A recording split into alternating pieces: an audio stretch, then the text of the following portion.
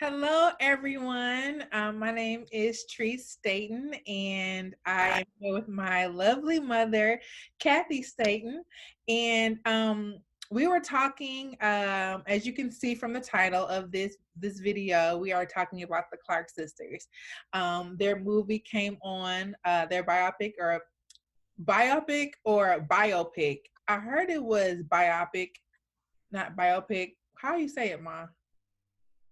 I'm really not sure. Okay, I heard it was I'm biopic. not sure. So anyway, the movie about the Clark sisters, okay? That's what we're talking about. Okay. That's what we're talking about. Phenomenal movie. Super, super inspiring. I thought it was done well, it was written well, it was directed well. The actresses did a phenomenal job.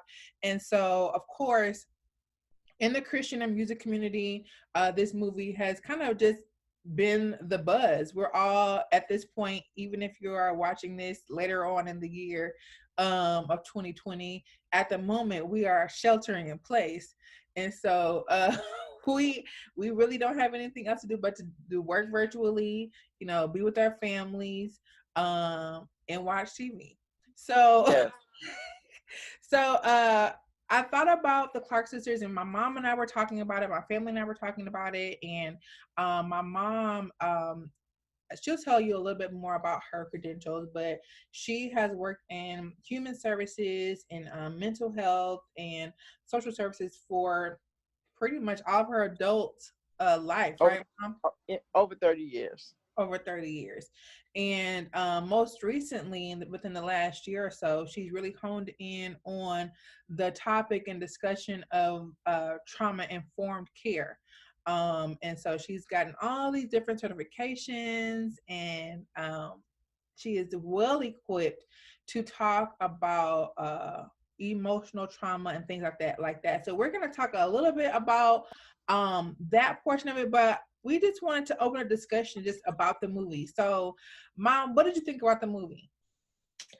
So I was anticipating the movie. I was really excited about the movie coming out.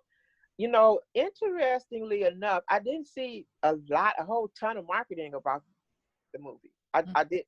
I knew it was coming. I never knew what day, but when I narrowed it down, I'm like, that movie is on. Like, it was like, it's coming on tomorrow or whatever. And so I made it a point to say, we are going to watch this movie. I want to see this movie. And so the movie, I ditto everything that you said in terms of the quality of the movie, the acting, the nuances of the movie, and how certain scenes just told a story without even sometimes saying any words. And so because I'm just like a geek when it comes to family systems and how our families operate, how that translates throughout our lives, it was just a really excellent movie to look at family dynamics and how family systems work, and how they call the dyads and the triads when certain people in families just gravitate towards one another. And you saw that in the movie. You saw a triangle actually with the mother and Twinkie and Denise. That was like a triad because anyway, I'm getting right. You keep it all deep. I'm sorry. She told y'all she was a geek. So let me preface it. I'm gonna be like the street girl vernacular talking about the no. We're both gonna be that. We're both gonna be that. My mom is. But yeah, so So let me ask you this: when do you first remember hearing about or learning about the Clark sisters? I would probably have to say it was He Brought the Sunshine. Okay. That's when they really, to me, that's when they really, if you want to say, got on my radar. Gotcha. That song. That was what? Was that the 80s or 70s? I think it was the 70s. Okay. I'm not sure. Listen, I could Google it right quick, but no, go ahead. So did you? Because that was like, did you? and I remember I remember all the secular stations playing that song. I remember it like being in rotation. Not that I was old enough to go to the clubs, but Mhm. they were playing it in the clubs, dancing to it, just like they said in the movie, just like they portrayed it in the movie. So all of that was very, very true, and it was a really, really big thing for them to be this gospel group that was crossing over, and secular stations was playing their music. The people were listening to it, and I think if you think about it now, even like on my phone, like I have all these different genres of music on my phone, not just gospel. Mhm. So I think that they were really the first. Yeah, They absolutely. were the first to do that. And bottom line is they could sing their faces off. So it was never any question about that. And so that just propelled them forward from there. Mhm. Yeah. I think Definitely. I think my first recollection, I was thinking about it and I thought it was You Brought the Sunshine, but as you brought the sunshine came out in 81. I was clearly not alive then. So, but I think my first 81. it says 1981. It was released in 1981. So, but I think my first recollection of the song, I mean, of the Clark sisters was when I was in our children's choir and they taught us "Looking for a Miracle." Like I'm Okay. looking for a miracle. I think that Yeah, was my yeah, first recollection. So that had to be definitely like late 80s, early 90s, I'm thinking. Um yeah, yeah. that's kind of like my first recollection. I didn't even know it was the Clark sisters, but I mean, of course, me being a musical person and loving everything about music, you you listen to different things and you see who people are influenced by, and so definitely the Clark sisters. um I knew about them when I was younger, you know what I mean. It was just one of those things, Yes. the church being musical, you know about them. And so I think I honestly really did fall in love with them from Finally Karen. So when Finally Okay. Karen came out and that recording came out, I was like 12, 13, and by that time, still trying to find my voice. And so I really knew about them being solo artists. So Karen Clark shared her recording, and then when Dorinda Clark Cole came out, because I'm an alto and she was an alto, I was like, oh my god. She was like, I found out about Dorinda Clark Cole on Karen's Clark Shear's recording when they did Love Song. I was like, Okay. who was that singing the alto? Who was that with the raspy voice? And it wasn't until still 10 years later that Dorinda Clark Cole came out with her solo record. And so through all of that though, That's I just love the Clark sisters. You want to say something? I was gonna say, man, you got that history down way better than I do. That's because you are a singer, and so you got that history down better, much better than I do. But Yeah. that's good. That's good I because mean, you're and looking even at that. down to Kiki, and then I don't remember that I did when I was singing with New Direction. We went down and did her live recording, Dorinda's live recording. Do you remember I that? remember that. I So remember that, and yeah. So I know you sang with Dorinda, and I had that picture of you and Dorinda Clark Cole up here at the house for a long time. I might still have it. where is Um, that? I don't even have it. yeah, yeah, I remember that picture. Okay. That picture. So looking at the movie and knowing kind of like a little bit of the history, one thing that I know for sure is that the Clark family has definitely been very protective of their life, of their story, of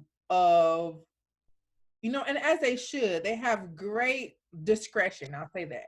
And I think as gospel artists, as people in general, we do have to, especially ministry, you have to have a level of discretion to a point, and not to be so private. But they've always shared their testimonies of deliverance and things like that. But when it comes to family, they've Yeah. never really been very open, to my knowledge, about the family dynamics and the family system. It was kind of like people knew about Dr. Mattie Moss Clark's divorce, but it wasn't really, talked about what was said, or they know some different things about Denise and she left the group, but it was never really solidified by the family. It was always, from my understanding, it was always kind of like rumors and hearsay from other people, but it was never really addressed head on by the family, which is why this story, this movie was so monumental and impactful, because they kept a level of discretion for so many years.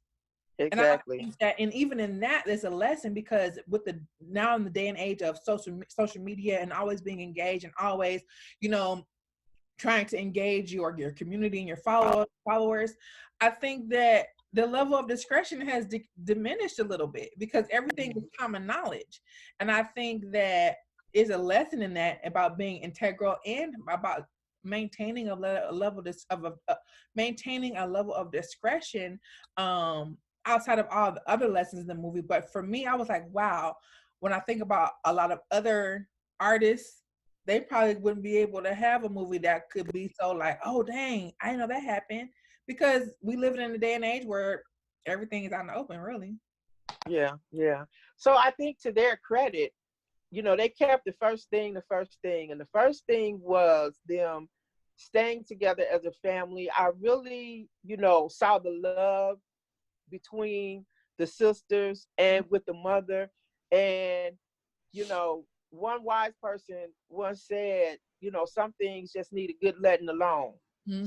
So if there are rumors swirling around your family, you don't necessarily have to get into it to defend or deflect. Just make the first thing the first thing. And their first thing was staying together as a family and making good music. Yeah.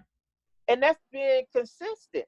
Yeah. So, while you are deflecting and while you are trying to give your side and an answer, then you're taking all of that energy, deflecting it away from what your main purpose is. And their purpose was to stay together and to make this good music. And so, to their credit, they were able to do that. Now, I think that in the day and age of social media, I think it's much harder to do that.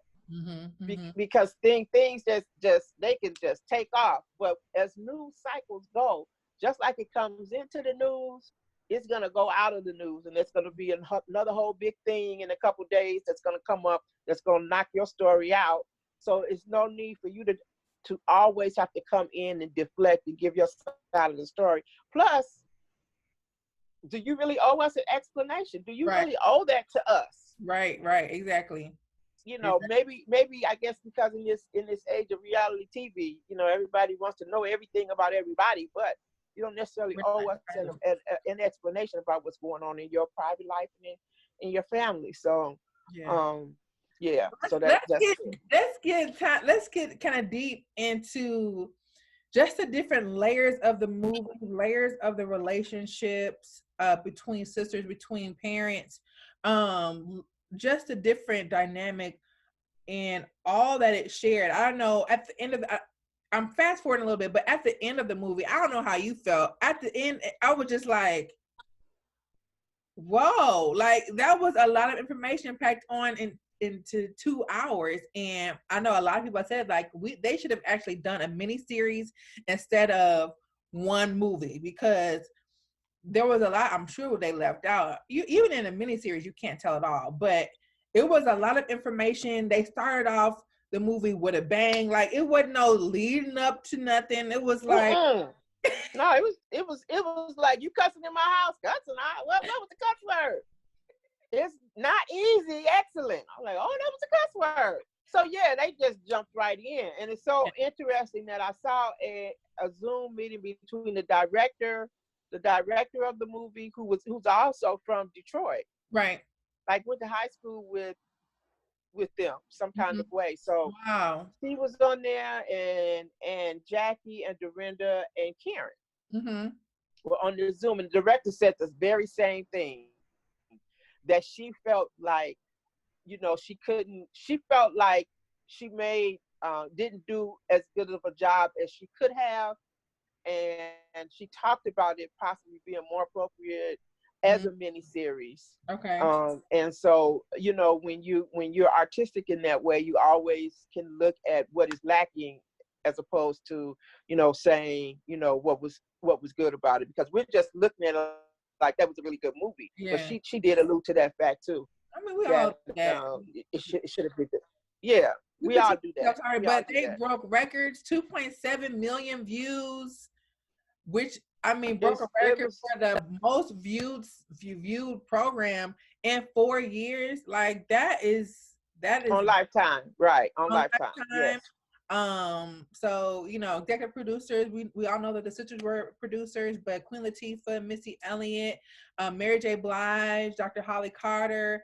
But the purpose of this video, because we can talk about the good stuff and Clark sisters all day long and all the music and how it made us feel. But the one thing that I was talking to my mom about, because she is in this field of being trauma informed and being whole, and after the movie, I saw all these people talking about being triggered.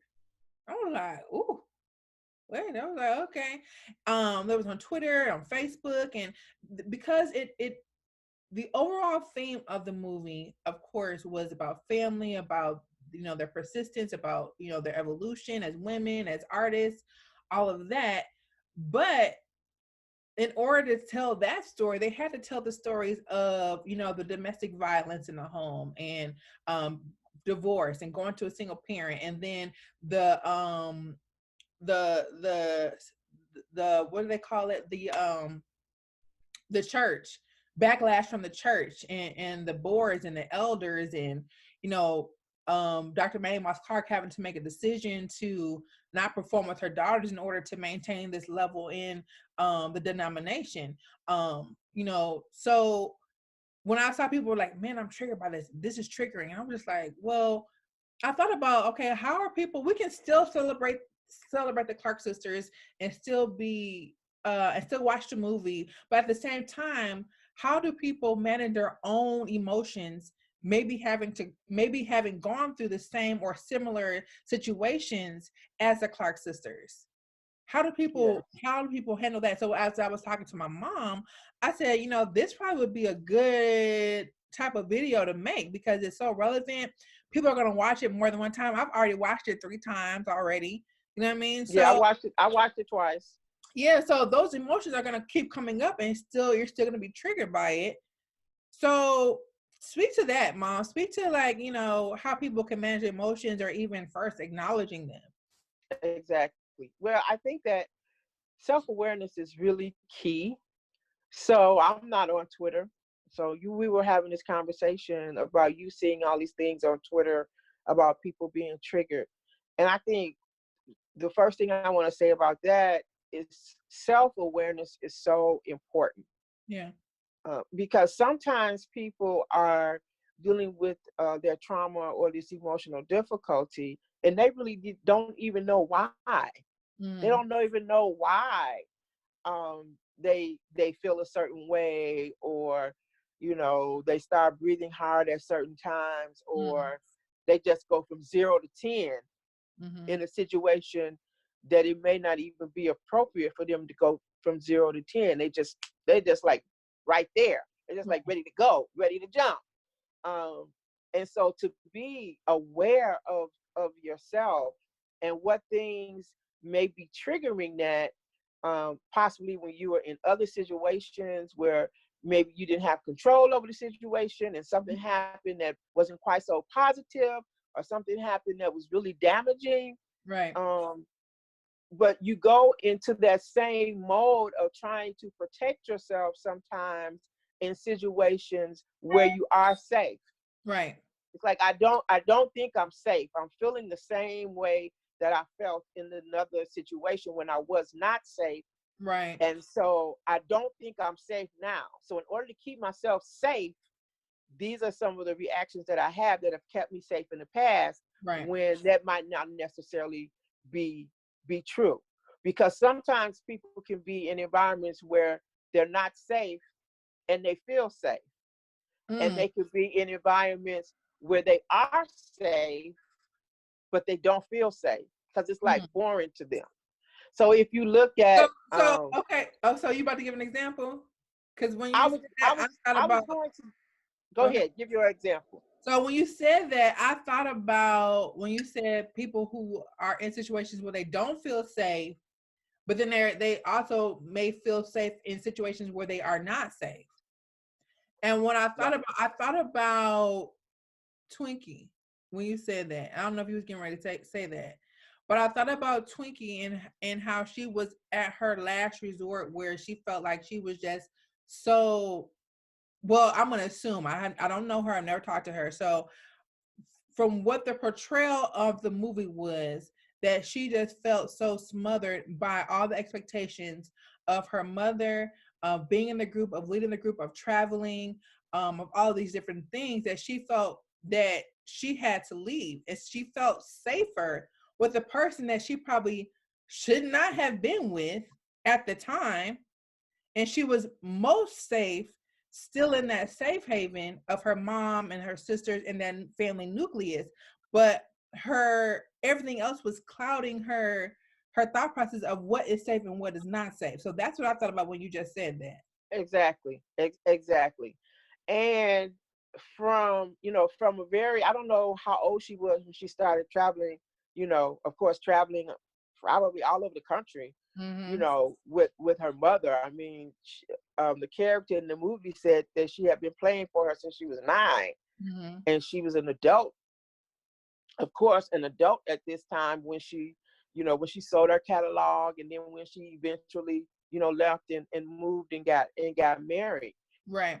But that's a really good example of being in a situation where you are safe, but you don't think you are, and then being in a situation where you are not safe, but you feel like this is the best decision for you to make. And the one thing about, let me say this about poor decisions.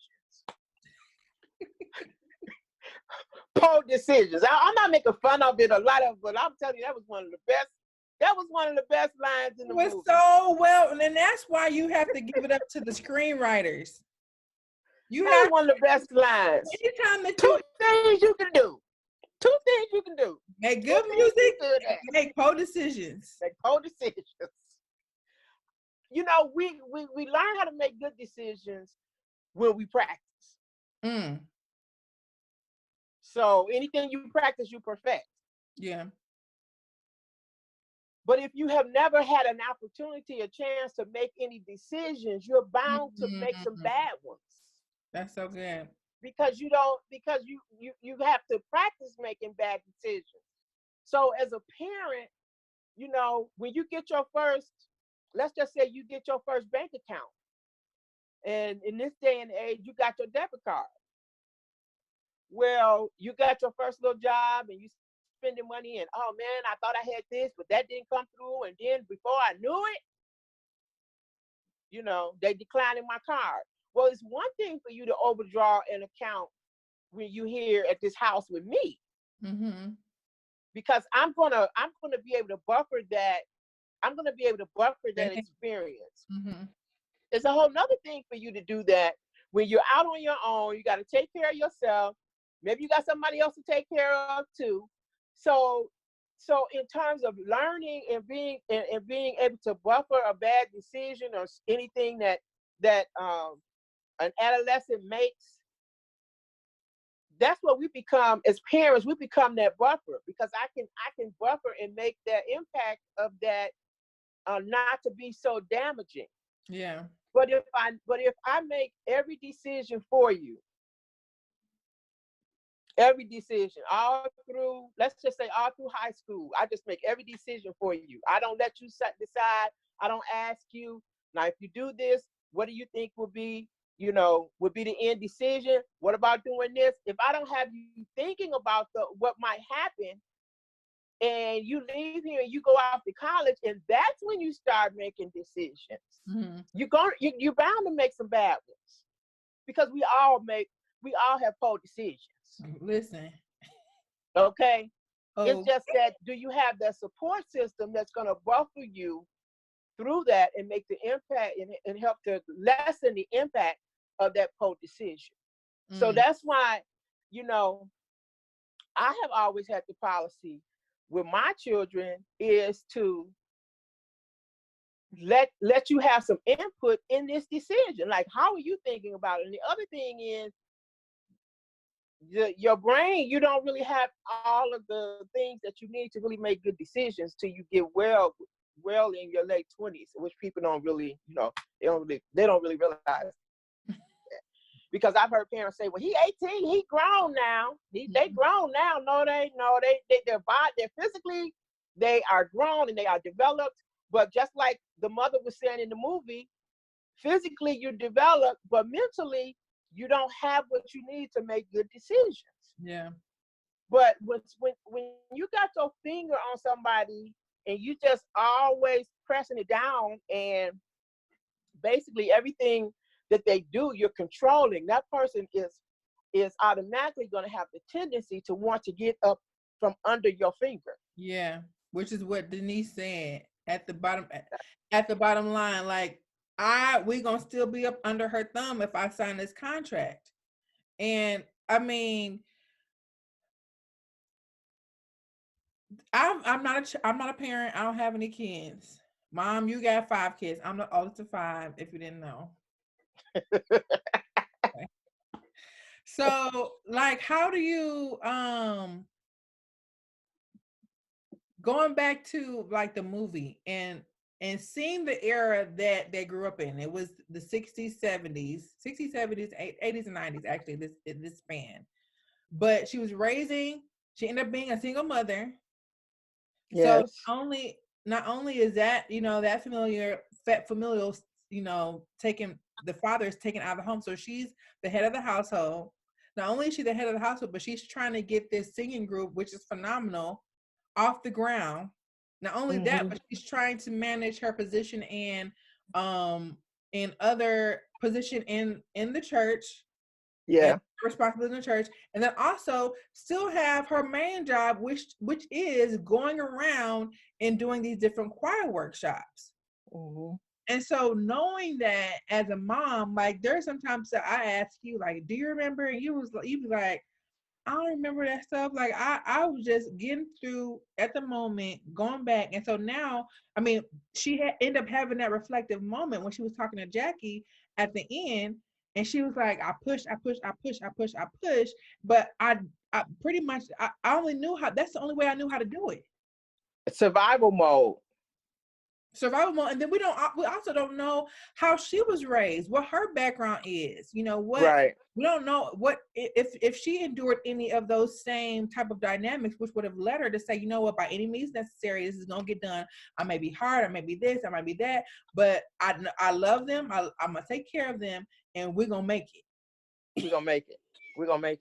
Well, she started playing also in the church at a really young age. Okay. Because I went back and looked for her biography. I just had to find out more about her.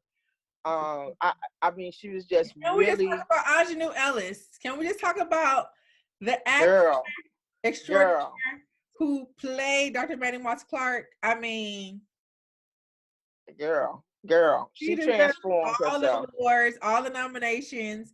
Yes, definitely. But she is one of those actors that is just phenomenal, and she embodied. I feel like I know Dr. Mattie Moss Clark. I felt like I may have met her, or I know her now.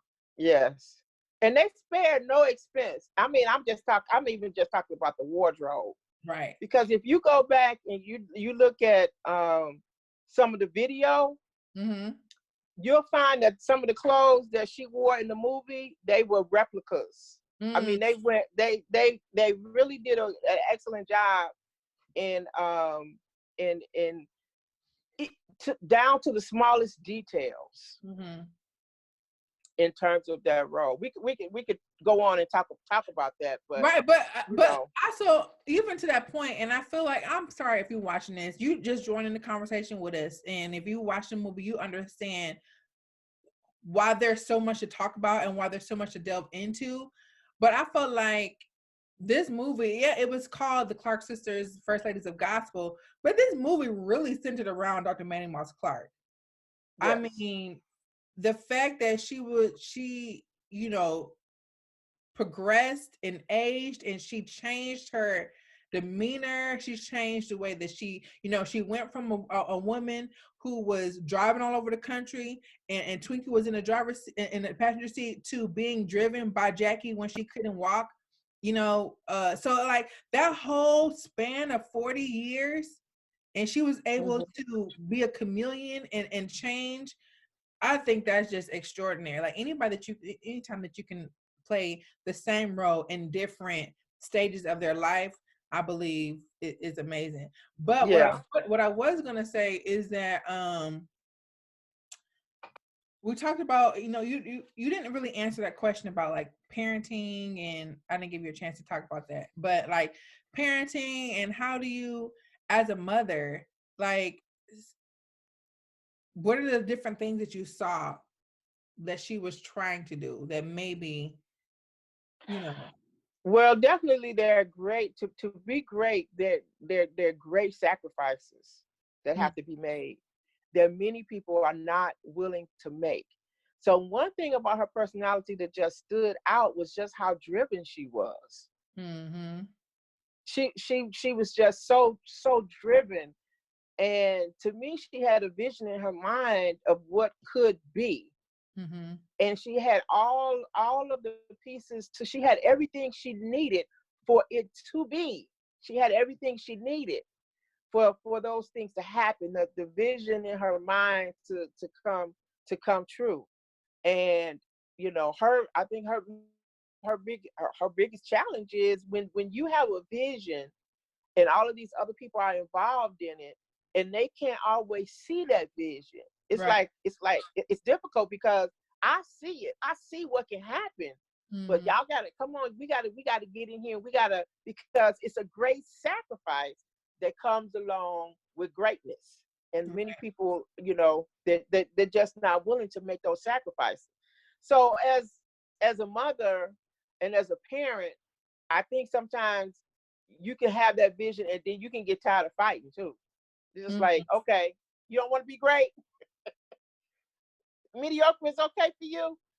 Okay, then we're gonna go with it because I'm wore out. I'm tired. I'm just gonna get through this, and I'm gonna mm-hmm, get you through this. But we're not gonna have this greatness because I'm just tired. Because you know all of those things that you said, in addition to raising them and them doing their music and driving all over the country and having this international position, that's a lot.